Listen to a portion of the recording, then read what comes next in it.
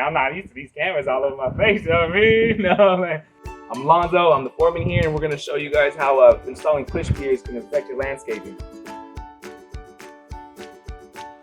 The reality is that your landscaping will be affected, but most foundation repair companies will make every effort to reduce the impact.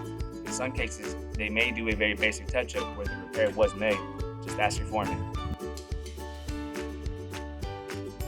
Ways landscaping could be affected are landscaping rock being removed, concrete being removed, depending on location, irrigation lines being affected, weed barrier fabric and or plastic being affected, plants and lawn ornaments, but very helpful if they were removed prior to the installation.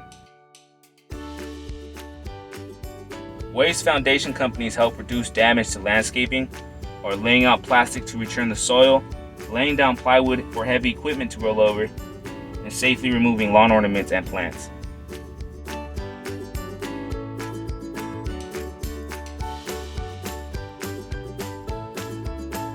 What landscaping concerns do you have with foundation repairs? What didn't we cover? Tell us about it. Okay, you can edit this out, right?